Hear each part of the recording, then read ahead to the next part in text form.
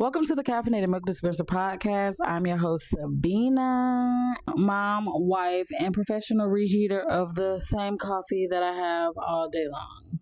Okay, period.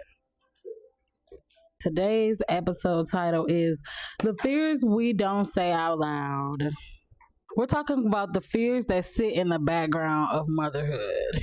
The ones we don't always say out loud. There's no manual for your kid, and that's fearful. And that fear, it doesn't mean that you're failing. I had to learn that. It means you care more than anything, in my opinion.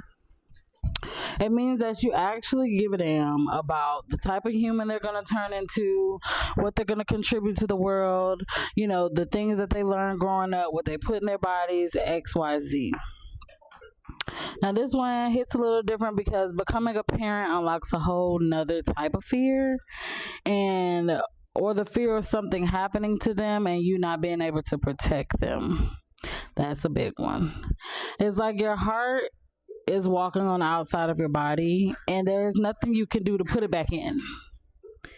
Okay, so it's like you have to let it grow, you have to let it learn, you have to let it move on the outside of your body, but it is the most gut-wrenching fear I think I've ever felt in my life. Children have definitely opened up my mind, body, and soul to a whole new level of love and care and responsibility and just my thought process. Like they're the first thing on my mind when I wake up in the morning. They're the last thing on my mind when I go to bed. So yeah, being a mom and becoming a mother is just a blessing all in itself. But it's definitely a learning experience, and there's no rule book on it. So you just kind of have to go with the flow of how they are going to turn out. Their personalities, they have different likes, they have different wants, they have different needs. And kudos to all you mamas out there doing it, because this ain't easy.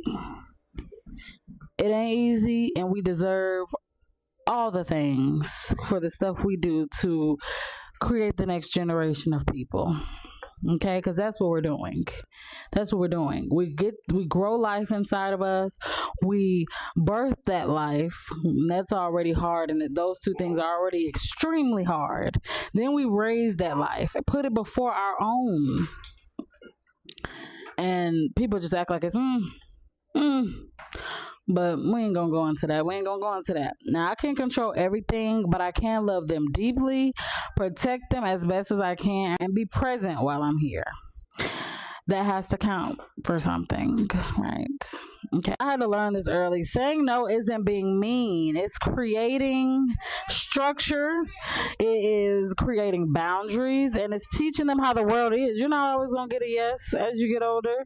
You're going to hear no all the time, and you're going to have to deal with that no in a good headspace. You have to know how to take that and on the chin and keep it pushing. Next topic I want to get on is definitely telling your kids no and meaning it. I have a struggle with this in certain areas because my 2-year-old still has a tantrum. For my 5-year-old, he won't really ask again if you say no. He'll just kind of understand, okay, I can't get that. But for my 2-year-old, he likes to fall out, have a tantrum, slap, kick, whatever gets him the yes, he's doing it. So I definitely have had to work on buckling down on, I said no, I mean no, and you're just gonna have to fall out on the floor, and I'm gonna step over you, and when you're ready to come talk and get your stuff together, I'll be there to hug and kiss you.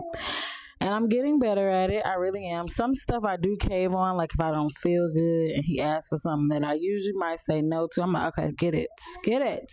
But I'm realizing that that's actually resetting, how I'm trying to train him and teach him. So I definitely feel like that is something that just pray for me on it. Just pray for me, okay? Just pray for me. I'm trying. Getting to the tantrums. My toddler fights me and my bad mom. He doesn't really fight me like every time he's trying to like fist fight me. No, but when he has a tantrum, he does like sometimes try to like pull my face towards him. He'll hit me. I think hitting has come from me popping, and it's like, well, how do you fix that? If they throw something at the baby, are you not supposed to pop? What are you supposed to do in that situation? Like, what do you do in that situation? If you said something 20 times, what do you then do when they don't listen? I am here for all the parental advice in the comments. Like, what do you do after you said it a million times? You've gotten up and shown them no. You know, you have exhausted every other non-physical option. Now you're going to get a little pop. And we're going to go from there, because that's going to sit you down. But I think that's where he's learning how to hit me at. I think he learns from me. If mommy's frustrated and she pops me, or if she doesn't want me to do something and she pops me, I'm supposed to pop her when I'm frustrated and I don't want her to do something. I'm supposed to pop mommy. And I think that's what he's learning. I think that's what the boy is learning. Like, I never got that. Like, I never did that to my mama. But my kid learned, if we're upset, we pop. And it's crazy because he hits me in my face. I don't hit him in his face. I don't hit him in his face. I pop a hand, I pop a leg, I pop a booty. And he got a diaper on, so that's padded. Like, come on. He hit me in my face. He's hitting me in my face. Or he's kicking me in my back. It's like, oh my God, where are you learning this? Don't nobody hit nobody in here. Don't nobody hit nobody in here. Like, sometimes my bonus son may hit him, but never in the face like that. It's like, they may do some stupid stuff to each other because they're brothers, but that's not the same thing as like, oh, I'm watching daddy whoop mommy's ass. Or, you know, mommy's in here hitting on us, or daddy's hitting on us. That doesn't happen in my house.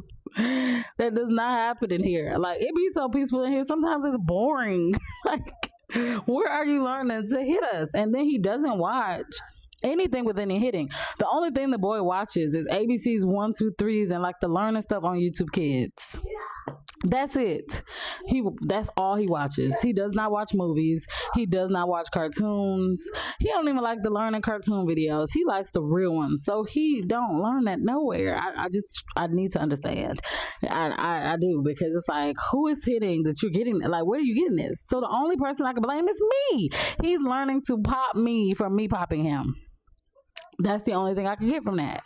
And we're working on it. We're working on it because I try to redirect. I really, I pop so less now. It's like I almost drive myself insane telling them over and over and over and over and over and over and over and over and over and over and over again, because I'm like, okay, I need to stop popping because this. The other day he was right on the floor. Normally I would have probably popped or probably got upset, but in my moment of upsetness and frustration, I checked myself at the door. I said, you know what? He's so excited for you to see his paint, his coloring on the floor. Don't shit on it.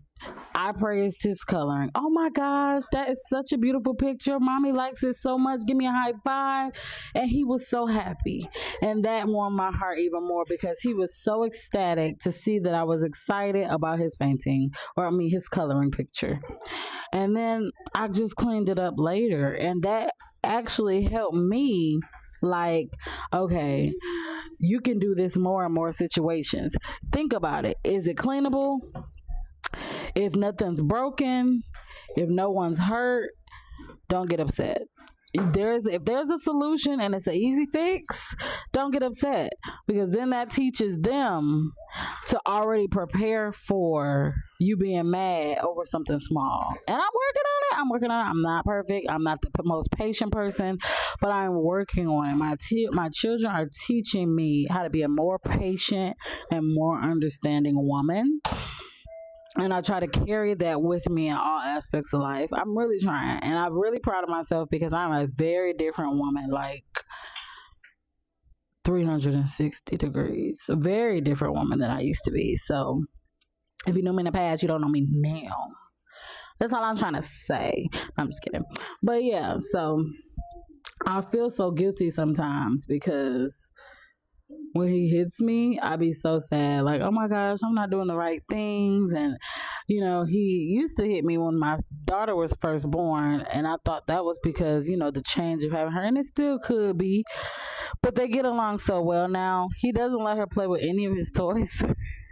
He always snatches toys from her, but she don't understand yet. So I don't really. I tell him like, no, we don't snatch, or no, let her play with it, or that's not nice.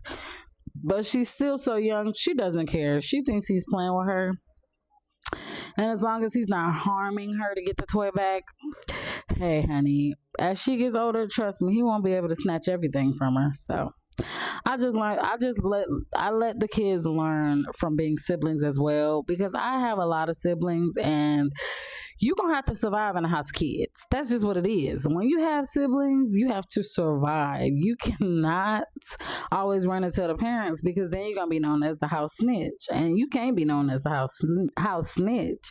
And they lucky it's only 3 of them, because in my household it was like 6, 7 of us. Okay, so it's like, you can't be the house snitch, because if you the house snitch, baby, you always gonna be the one to get beat up. You always gonna be the one they don't include.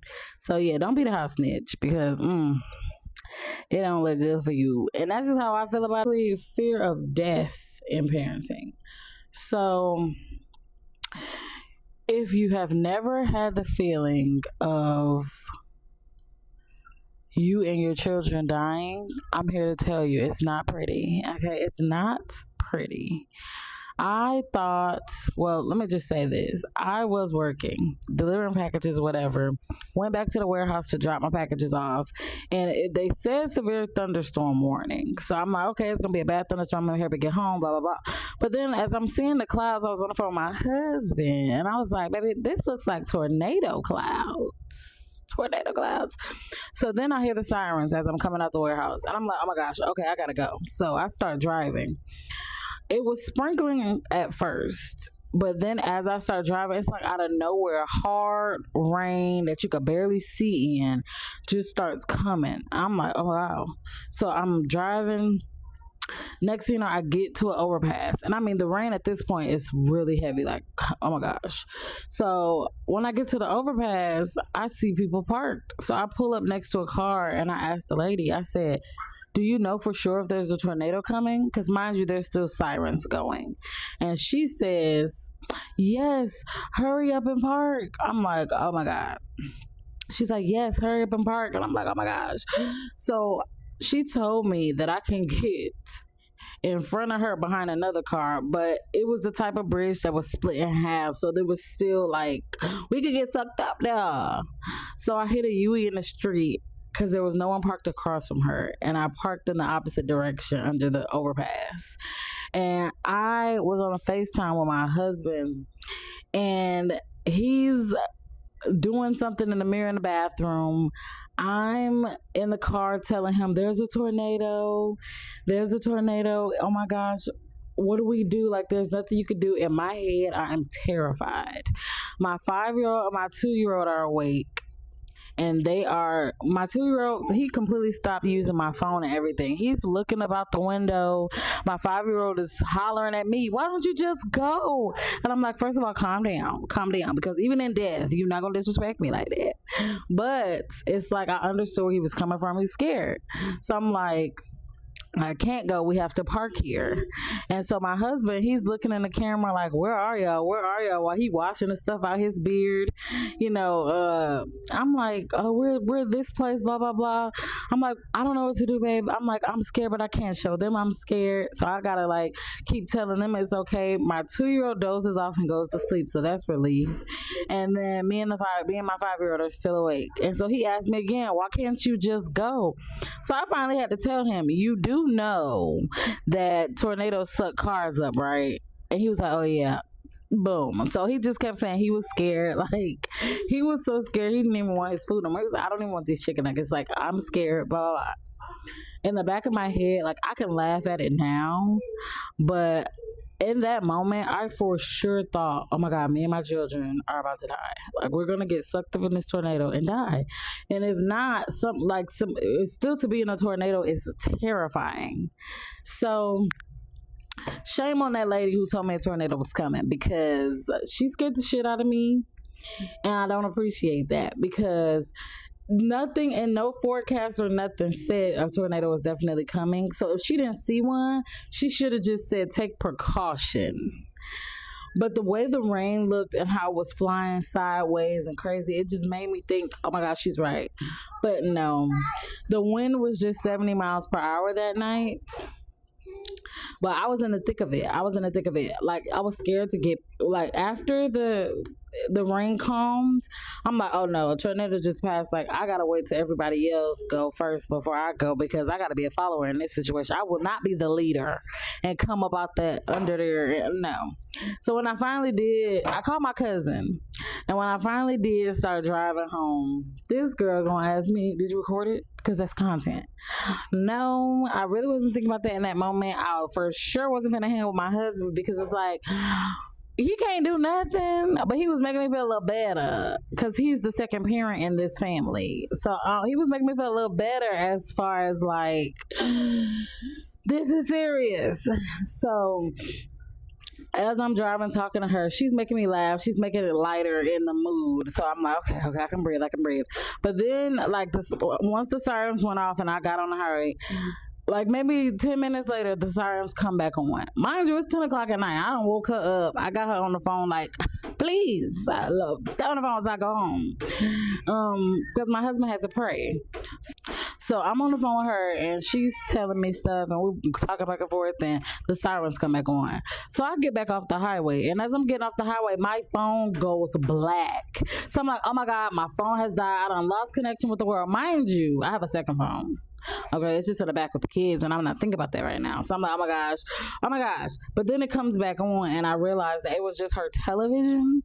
It changed to like a commercial or something. Like, I was like, oh my gosh, like I was losing my mind this night. Okay, I get back off the highway because the sirens are back on. I go to a gas station, a Flying J. I'm thinking we finna go in there and take shelter. This nigga, whoever owns the store and the little security guard in there, they have wrapped a bungee cord around the doors so that you cannot go in there and take shelter. Right? So I will never patronize them ever again.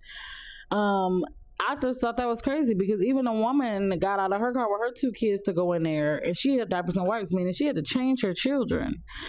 And that was just the most crazy thing I have ever seen. I thought that was so disrespectful, and it just showed me like not everybody is as pure hearted in the world. But I showed my cousin outside and she was like, it should be good, just drive home, the quicker you get home the better. So we drove on home and we came on in the house and it thunderstormed all night. It really did, but it wasn't a tornado and we still had to tell the tale, baby. And that's all that matters. I'm happy to still be amongst the living, and not the deceased. But yeah, so that was that, and that was my like fear in the fear of death when it comes to this parenting stuff. Because it's like maybe if it was me, I would have been scared, and I would have been sad if it was a real one to like leave my kids here and stuff. But at least they would still be here. And I get so conflicted because it's like, do you want your kids to be here as kids or babies after you're gone? Like, you're worried about who will take care of them. Now, thankfully, they have a dad. And, if something were to happen to me, hopefully he, will step up to the plate. Well, not hopefully. He'll definitely take care of his kids. I'm just saying, hopefully, like, he can handle it. Because this 3 kid shit... Baby, he loves to tell me, oh, I could do what you do, I leave them with him on the weekends, and he don't call me as much anymore, but it's still some things that he could get done a little better. It's like, okay, lunchtime is at this time, not 4 o'clock when I come home. Okay, all right. He lets the kids snack. He give them whatever they want, oranges, apples, blah blah blah. Whatever they come ask for, he's gonna give it to them instead of just getting up, sitting them down at the table, and making them a lunch. Make them a lunch: hot dogs, baked beans, some apple slices, maybe orange slices, or apple sauce, some chips, a juice box. Make them a lunch. Make sure all food groups are in the lunch, pretty much. But he's learning. He's still learning, y'all. He's still learning. It just comes naturally especially to women, because we're nurtured by nature. So yeah. But yeah, so thank God we still here. Cause woo baby, I can't even describe the stomach churning feeling that I feel every time I even think about it.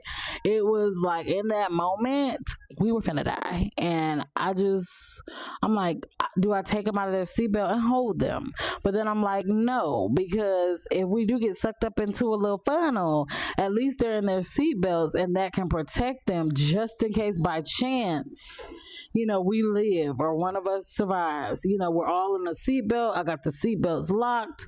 They're in protected car seats. It's like, okay. But I'm not going to dwell on that too much because I'm just, glad that didn't happen. Glad it didn't happen, okay? Now, motherhood isn't easy. It's very hard. It's emotional. It's overwhelming. It's stressful. But we put our big girl pants back on and we get up and we do it every single day. And I see you, moms. I see you because I am you. And if ain't nobody else gonna tell you, you doing a good job. You doing a good job, okay? Thank you for sitting with me. Again, I'm your host, Sabina, and this is the Caffeinated Milk Dispense Podcast, baby. And we're just going to keep going. We're going to keep going and going and going and going. Okay? So, I will see you guys on the next episode.